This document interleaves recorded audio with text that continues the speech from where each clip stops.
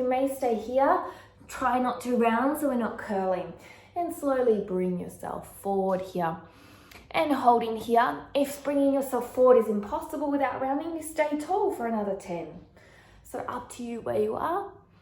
And then slowly come up by lifting your chest, okay? So this is a great way to open up into the groins. To release, just do a little bit of releasing here.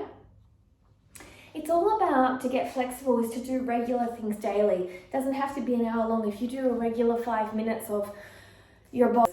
So we're going to come on into a position which is a frog, but you're going to actually have your feet in here, and you're going to bring your bottom back and curl your pelvis under, okay?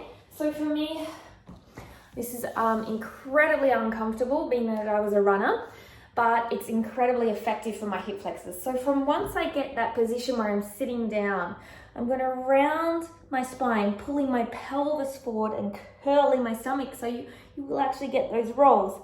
Now you're going to hold here, and you should be really feeling it up in this area, okay? Up in the hip flexor area, and you're going to really curl that pelvis forward, holding for 10, 9, 8, 7, 6, 5, 4, 3, 2, 1. Now we're going to release in, keeping the curl but doing a pancake coming on down. So you're really tucking your pelvis, so it's an anterior pelvis tilt. And if you can't stay tall, if you can start to come down with that pelvis tilt and holding for another 10, 9, 8, 7, 6, 5, 4. You're probably going to race out of here, but take your time. 2, 1. And lastly, a great way, so you've got your groin stretched, you've got your hip flexor stretched. This is great for runners, for cyclists, for basketballs, for pretty much any mover, for people that sit all day and have sore backs. We're going to do our psoas. So you may want a wall to grab onto if you don't have a wall chair. You're going to put 1 foot forward and 1 foot back. If your knees are sensitive, place something underneath it, fold your mat. You're going to curl again your pelvis up, your ribs come down into your hips, you're going to curl your head down, and you're going to pull up your back leg, and you're going to hold. If you can't hold that, you can use a strap or some trousers to hold that, okay? And by curling the pelvis, you're going to feel right here into the hip flexors. Make sure you're curling, not leaning forward here like this.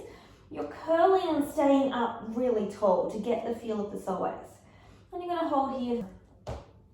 Let's do the other side. The pelvis, because I said pelvis.